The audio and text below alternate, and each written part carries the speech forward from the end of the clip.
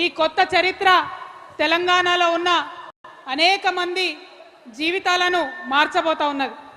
తెలంగాణనే కాదు, మరి భారతదేశంలో ఉన్నటువంటి కోట్లాది మంది జీవితాన్ని కూడా ఈ యొక్క మీటింగు మార్చబోతా ఉన్నదని నేను సగర్వంగా తెలియజేస్తా ఉన్నాను.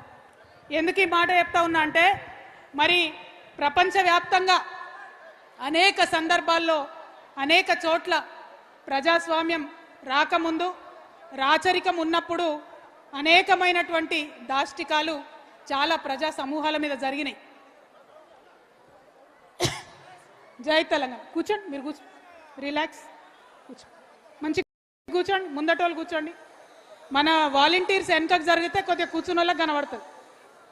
అట్లా నిల్చుండ్రా, కూర్చోండి. ఇవాళ మీ అందరినీ నేను కోరేది ఒకటే,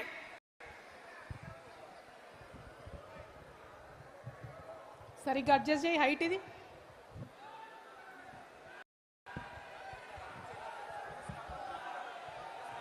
కిందకి పెట్టాలా?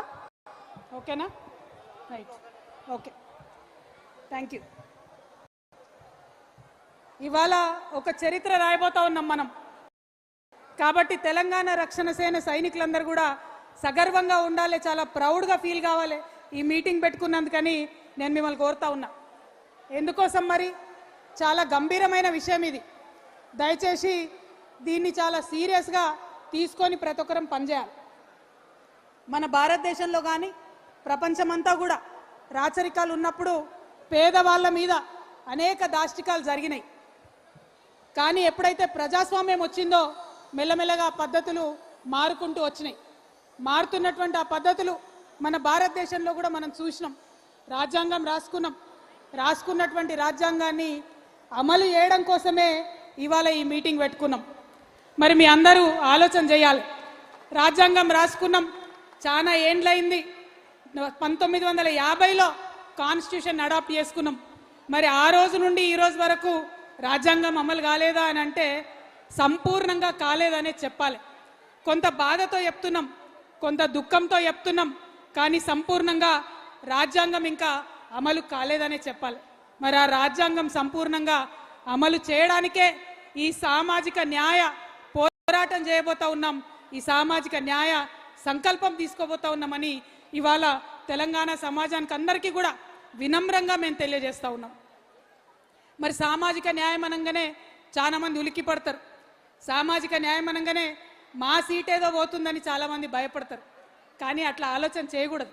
ఎందుకు ఈ మాట చెప్తా ఉన్నా అంటే, మన భారతదేశంలో ఉండవా, ఆగు, కొద్దిసేపు ఆగు, ఒక నిమిషం ఆగు. ఎవరిని ఇవాళ మన భారతదేశంలో గౌతమ బుద్ధుడు రాజు ఉండే, తర్వాత యువరాజు ఉండే, తర్వాత రాజయ్యేది ఉండే. కానీ ఒక్కసారి బయటకెళ్ళి సామాన్య ప్రజల కష్టాలు చూసినందుకే రాజ్యాన్ని వదిలి, కుటుంబాన్ని వదిలి బయటకొచ్చి ప్రజాస్వామ్యం కావాలి, గణతంత్రం ఉండాలని చెప్పి చిన్న జాతుల వాళ్ళందరినీ ఏకం చేసి ఆనాడు మొట్టమొదటి ప్రజాస్వామిక గణతంత్రాన్ని గౌతమ బుద్ధుడు నిర్మించిండు. మరి అటువంటి నేలలో పుట్టిన వాళ్ళం మనం, అటువంటి నేలకు వారసులం మనం ఎంత పెద్ద హృదయంతో ఆలోచించుకోవాలి. ఒకసారి మనందరం ఆలోచన చేసుకోవాలి. టిఆర్ఎస్ పార్టీ కొత్తగా పెట్టిన రాజకీయ పార్టీ. మనకు కొత్తగా ఒక సాలు తీసేటటువంటి అవకాశం ఆ భగవంతుడు ఇచ్చిండు. తెలంగాణలో ఇన్ని రోజులు ఏదైతే జరగలేదో అది చేసేటటువంటి అవకాశం ఆ భగవంతుడు మనకిచ్చిండు. ఆనాడు గౌతమ బుద్ధుడిని ఆదర్శంగా తీసుకొని ఆ తర్వాత సాహు మహారాజ్ మొట్టమొదటిసారి భారతదేశంలో అణగారిన వర్గాలకు రాచరికపు వ్యవస్థలో కూడా రిజర్వేషన్లు ఇచ్చినటువంటి గొప్ప మనిషి. ఆయన వారసులం మనం. మరి మనం ఎంత గొప్పగా ఆలోచించాలి, మనం ఎంత గొప్పగా మన సమాజాన్ని తీర్చిదిద్దుకోవాలి. ఆ సాహు మహారాజ్ నుంచి మరి పూలే గారు, ఆ తర్వాత అంబేద్కర్ గారు, ఆ తర్వాత ఒకరేనుక ఒకరు ఒక దీపం ఇంకొక దీపాన్ని వెలిగించినట్టు ఆనాడు బుద్ధుడు వెలిగించిన జ్యోతి ఒకరి నుంచి ఒకరికి వెలుగుతూ వచ్చి ఇవాళ సమాజంలో ఈ ప్రజాస్వామ్యాన్ని సాధించుకునేటటువంటి పరిస్థితి మనకు వచ్చింది. మరి ఇటువంటి సందర్భంలో తెలంగాణ రాష్ట్రంలో ఒక రాజకీయ శక్తిగా వచ్చిన మనం ఆలోచన చేసుకోవాలి. భారతదేశ చరిత్ర అది, మరి తెలంగాణ చరిత్ర ఏంది? ఏం జరిగింది తెలంగాణలో? తెలంగాణ వీరులు పౌరుషవంతమైనటువంటి మనుషులం కాబట్టి ఆనాడు జమీందారీ వ్యవస్థ వస్తే, ఆర్థిక అణచివేత వస్తే దున్నేవాడిదే భూమి అనే నినాదంతో భూస్వాములందరినీ కూడా గడీల నుంచి తరిమి కొట్టినాం.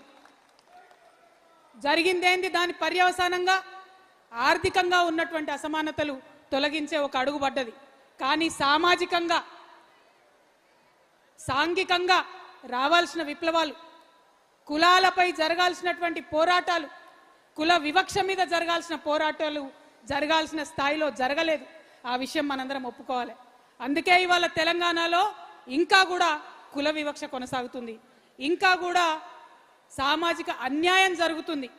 సామాజిక అన్యాయం తెలంగాణలో జరుగుతుంది కాబట్టే ఇవాళ సామాజిక న్యాయం తెలంగాణలో రావాలని, దానికి సంకల్పం తీసుకోవడానికే ఇవాళ ఇంత పెద్ద సంఖ్యలో మనందరం కూడా ఇక్కడికి రావడం జరిగింది. మరి నేను ఒక అగ్రవర్ణాల్లో పుట్టిన బిడ్డని. ఈ మీటింగ్ కాగానే చాలా మంది పల్లికి ఇచ్చుకుంటూ అడుగుతారు, ఈమెకేం సంబంధం సామాజిక న్యాయంతోనని. వారికి చెప్తున్నా, చెవులు తెలుసుకొని వినాలి. నేను ఒక అగ్రవర్ణాల్లో పుట్టిన బిడ్డని, గర్వంగా చెప్తా ఉన్నా. ఎందుకంటే నా పుట్టుక నా చేతిలో లేదు. ఎవరి పుట్టుక మీద వాళ్ళ గర్వం ఉండాల్సిందే. కానీ కానీ కానీ ఎట్లా జీవించాలో, ఎట్లా పనిచేయాలో, ఎవరి కోసం పనిచేయాలో, ఏ విధానంతో పనిచేయాలో అది నా చేతిలో ఉంది. అది నా చేతిలోనే ఉంది.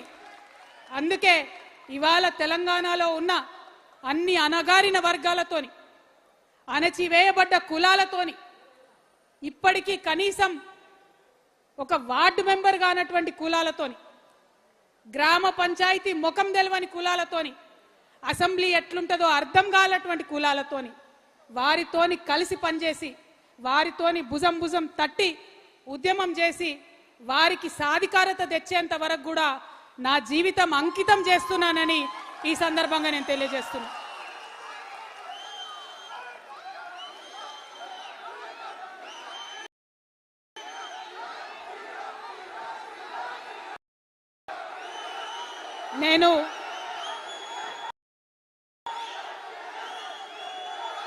నేను ఏ మాట కూడా ఉట్టిగా చెప్పను. నా ఆత్మ ఒప్పుకొంది, నా మనసు ఒప్పుకొంది, నేను ఏ పని కూడా చేయను. దానివల్ల ఎంత పెద్ద లాభం వచ్చినా నేను ఆ పని చేయను. అట్లా చేసేది ఉంటే నేను ఎక్కడుండేదాన్నో మీకు తెలుసు. కానీ అవన్నీ వదులుకొని ఇవాళ ఒంటరిగా నేను బయలుదేరిన మీ అందరి సహకారంతో ఖచ్చితంగా ఈ తెలంగాణలో మంచి మార్పు తీసుకొని రాగలుగుతామనే కాన్ఫిడెన్స్ తోని ఇవాళ నేను మీ ముందుకు వచ్చి, ఇవాళ ఒక్క మాట మనం ఆలోచన చేసుకోవాలి. చాలా మంది మా అగ్రవర్ణ మిత్రులకు నేను హృదయపూర్వకంగా చేతులు జోడించి వినమ్రంగా విజ్ఞప్తి చేస్తున్నా. ఏంటిది సామాజిక న్యాయం? ఏంది సామాజిక న్యాయం అంటే ఏంటిది? వెంటనే సామాజిక న్యాయం అనగానే అగ్రవర్ణాలకు వ్యతిరేకం అనుకుంటారు. కాదు. సామాజిక న్యాయం అంటే ఏంటిది? ఒక దగ్గర ఒక 100 రొట్టెలుంటే, ఆకలితో ఉన్నటువంటి 100 మనుషులుంటే, 100 రొట్టెలుండి ఆకలితోనున్న 100 మనుషులుంటే మానవత్వం ఏంటిది? మనిషి ఒక రొట్టె ఇయ్యాలి, అందరు ఆకలి తీర్చాలి. ధర్మం ఏంటిది? మనిషి ఒక రొట్టె ఇయ్యాలి, అందరు ఆకలి తీర్చాలి. న్యాయం ఏంటిది? మనిషి ఒక రొట్టె ఇయ్యాలి, అందరు ఆకలి తీర్చాలి. చట్టం ఏం చెప్తుంది? వనరులు సమానంగా పంచుకోవాలి, మనిషి ఒక రొట్టె ఇయ్యాలి, అందరు ఆకలి తీర్చాలి. కానీ ఏం జరుగుతోంది వాళ్ళ భారతదేశంలో? 100 రొట్టెలున్నాయి, ఆకలితో నుండే 100 మనుషులు ఉన్నారు. కానీ బలవంతులైనటువంటి 10 మంది మనుషులు 90 రొట్టెలు తింటున్నారు. ఇవాళ బలహీనమైనటువంటి 90 మంది మనుషులు 10 రొట్టెలు పంచుకొని తినే దుస్థితిలో ఉన్నారు ఈరోజు. ఇది న్యాయమా? ఇది ధర్మమా? ఒక్కసారి అగ్రవర్ణాల్లో ఉండేటటువంటి మా మిత్రులందరూ కూడా ఆలోచన చేయాలని వినమ్రంగా చేతులు జోడించి నేను కోరుతా ఉన్నాను. ఎందుకంటే చాలా సందర్భాల్లో న్యాయము, చట్టము, ధర్మము కలగలిసే అంశాలు రావు. కొన్ని సందర్భాల్లోనే చరిత్రలో అటువంటి అంశాలు వస్తాయి. సామాజిక న్యాయం అనేది అటువంటి అంశం. భారత రాజ్యాంగం చెప్తుంది సామాజిక న్యాయం కావాలని, న్యాయం చెప్తుంది సామాజిక న్యాయం కావాలని. ఇప్పటిదాకా మనం మాట్లాడుకున్న ధర్మం చెప్తుంది సామాజిక న్యాయం కావాలని. అందుకే మా అగ్రవర్ణాల్లో ఉండే మిత్రులకు నేను చెప్తా ఉన్నాను, ఆలోచన చేయండి. ఎందుకంటే ఈ భారతదేశంలో ఎప్పుడు పరివర్తన వచ్చినా ప్రజాస్వామ్యవాదులైనటువంటి అగ్రవర్ణ మిత్రులు కలిసి వచ్చి ముందు ఉండి ఆ పరివర్తన తీసుకొచ్చినారు. మనం గౌతమ బుద్ధుడి కన్నా గొప్ప వాళ్ళం కాదు కదా. ఆ గౌతమ బుద్ధుడు ఒక క్షత్రియ పుత్రుడే అయినా రాజ్యం విడిచి వచ్చి ప్రజాస్వామ్యం కోసం కొట్లాడిండు. ఆయన స్ఫూర్తిగా ఇవాళ అగ్రవర్ణాలు కలిసి వచ్చి తెలంగాణలో సామాజిక న్యాయం కోసం కొట్లాడాలి. ఆయన తర్వాత వచ్చిన సాహు మహారాజ్ మరాఠా శూద్ర అగ్రవర్ణ కులానికి సంబంధించిన వాడే, కానీ రిజర్వేషన్లు ఇచ్చిండు. రాజు అయ్యుండి రిజర్వేషన్లు ఇచ్చిండు. ఆ స్ఫూర్తితో ఇవాళ అగ్రవర్ణ మిత్రులందరూ కూడా తెలంగాణలో సామాజిక న్యాయం కావాలని ముందు వరుసలో ఉండి కొట్లాడాలి. ఆ తర్వాత మండల్ కమిషన్ రిపోర్ట్ వస్తే కాంగ్రెస్ పార్టీ 20 ఏండ్లు బీర్వాలేసి భద్రంగా తాళమేస్తే మరొక క్షత్రియ పుత్రుడు విశ్వనాథ్ ప్రతాప్ సింగ్ వచ్చి విప్లవాత్మకంగా ఆ మండల్ కమిషన్ రిపోర్ట్ని అమలు చేసిండు. వారిని స్ఫూర్తిగా తీసుకొని ఇవాళ అగ్రవర్ణ మిత్రులందరూ తెలంగాణలో సామాజిక న్యాయం కోసం కదలి రావాలి, టీఆర్ఎస్ తోని కలిసి రావాలి. అదేవిధంగా పక్కనే ఉన్న తమిళనాడులో తన రాజకీయ చతురతను ప్రదర్శించి బీసీలకు ఉండే రిజర్వేషన్ని శాశ్వతంగా వారిని కాపాడడం కోసం 9th షెడ్యూల్లో పెట్టించినటువంటి విప్లవ వనిత జయలలిత, ఆమె అగ్రవర్ణ బ్రాహ్మణ స్త్రీ, ఆమెను ఆదర్శంగా తీసుకొని ఇవాళ అగ్రవర్ణ మహిళలందరూ కూడా కదలి రావాలే, ఈ ఉద్యమంలో కలిసి రావాలే, తెలంగాణలో సామాజిక న్యాయం సాధించి తీరాలి. మనందరికీ తెలుసు, ఒకప్పుడు అజ్మల్ కసబ్ అనేటోడు యుద్ధం చేసి మన మీద పార్లమెంట్ మీద దాడి చేసినప్పుడు దేశంలో అందరూ మాట్లాడారు ఉరిదీయాలే ఉరిదీయాలే అని. కానీ రాజ్యాంగం ఒప్పుకోలే, న్యాయం ఒప్పుకోలే, సరైన దారిలో పోవాలని చెప్పింది. చాలా చిన్న చిన్న సంఘటనలు చూస్తుంటాం మనం. చిన్న చిన్న పిల్లల్ని, 2 సంవత్సరాల పిల్లల్ని అత్యాచారాలు చేసిన వాళ్ళని, ముఖ్యంగా మా ఆడబిడ్డలైతే ఈ దుర్మార్గుని కాల్చి చంపాలి అని అంటారు. కానీ చట్టం ఒప్పుకోదు. ధర్మం ఒక్కొక్కసారి ఒప్పుకోవచ్చు, కానీ చట్టం ఒప్పుకోదు. కానీ నేను ఇవాళ రిక్వెస్ట్ చేసి చెప్తా ఉన్నా, ఈ సామాజిక న్యాయ పోరాటం ఇది ధర్మ పోరాటం. ఇక్కడ న్యాయము, చట్టము, ధర్మము అన్ని కూడా అణగారిన వర్గాల వైపు ఉన్నాయి. ఈ ధర్మ పోరాటంలో కలిసి రావాలని మా మిత్రులందరూ కూడా కోరుతా ఉన్నా. చాలా మంది అగ్రవర్ణాలు, ఎంతోమంది బీసీ బిడ్డలు, ఎంతోమంది ఎస్సీ బిడ్డలు విదేశాలకు పోతా ఉన్నాం. అమెరికాకు పోతున్నాం, ఇంగ్లాండ్ పోతున్నాం, ఆస్ట్రేలియాకు పోతున్నాం. అక్కడ ఇగో ఈయన నల్లగున్నాడు, ఈయన భారతదేశం వాళ్ళు, వీళ్ళ స్కిన్ బ్రౌన్గా ఉందని మన మీద వివక్ష చూపిస్తే బాధపడుతున్నాం. అది రేసిజం అంటున్నాం.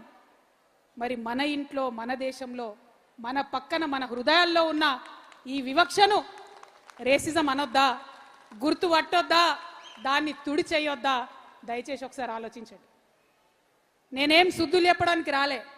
నేను పర్ఫెక్ట్గా ప్రజాస్వామ్యాన్ని, డెమోక్రసీని నమ్ముతా. డెమోక్రటికల్ సెటప్లో ముందుకు పోవాలంటే, దేశం అభివృద్ధి చెందాలంటే, ఆనాడు స్వతంత్రం వచ్చిన నాడు ఎట్లయితే ఎస్సీ ఎస్టీలకు రిజర్వేషన్ ఇచ్చిరో ఆనాడే బీసీలకు రిజర్వేషన్ ఇచ్చి ఉంటే ఈ పాటికి భారతదేశం అమెరికాతోని పోటీ పడేదని బలంగా నమ్మే